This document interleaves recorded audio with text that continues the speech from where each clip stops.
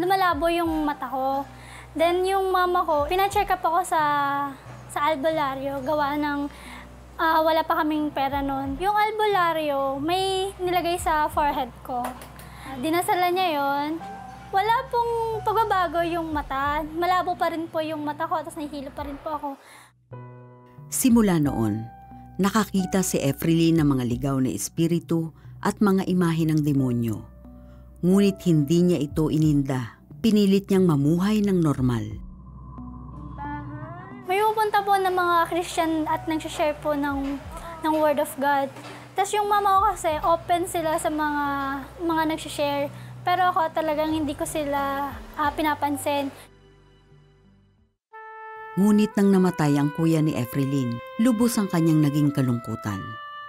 Puno ng katanungan ang isipan. Hanggang sa nakabasa siya ng Biblia at doon nakita ang mga kasagutan. Good afternoon. Tapos one day, yung pumupunta sa amin na Christian na nagsishare, nakinig na ako. Tapos nung in-invite ako nung Sunday, sabi ko, sige po, sabi ko. Dumalo si Efrelyn sa simbahan kasama ang ina. Doon ay tinanggap niya si Jesus bilang Diyos ng kanyang buhay.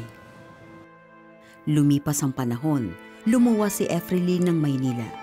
Dala ng kahirapan, maaga siyang nagtrabaho upang makatulong sa pamilya. Doon ay nagpatuloy siya sa kanyang pananampalataya.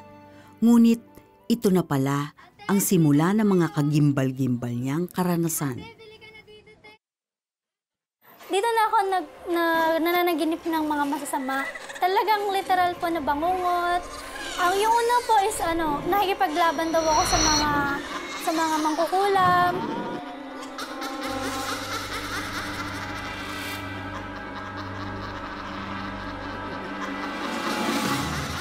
Pinag-pray ko daw, sabi ko, in the name of Jesus, lumayas kayo. After nun, nagigising na lang ako bigla pag nasasabi ko na in the name of Jesus. Nagiging regular na siya, nananaginip na ako ng gano'n.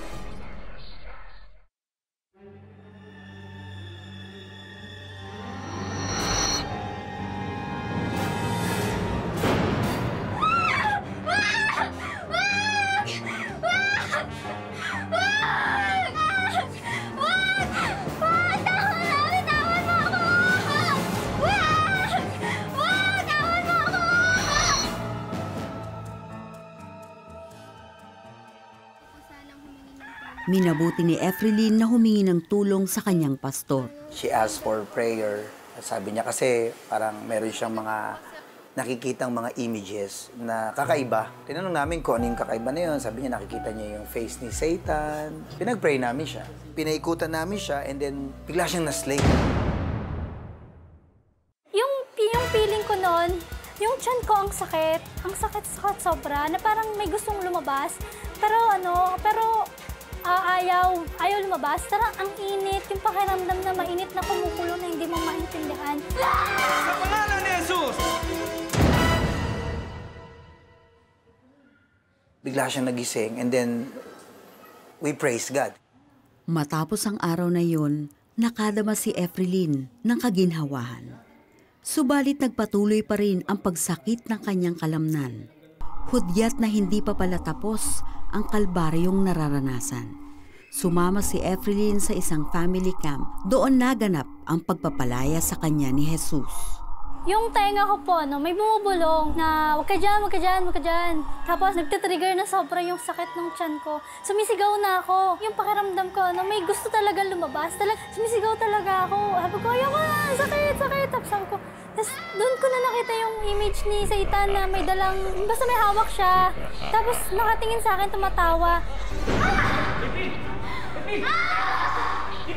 Nakatingin siya sa amin na tipong hindi niya kami kilala. Pipikit, tapos biglang iba na yung sinabi niya. Naggalit na galit siya. Sinisipa niya kami, pinapaalis niya kami. Tanong ko kung sino siya, so ayaw sumagot. Spirit na pala. Tapos dinidiscourage ako ng spirit. Sabi, tumigil ka, hindi ka totoo, sinungaling ka.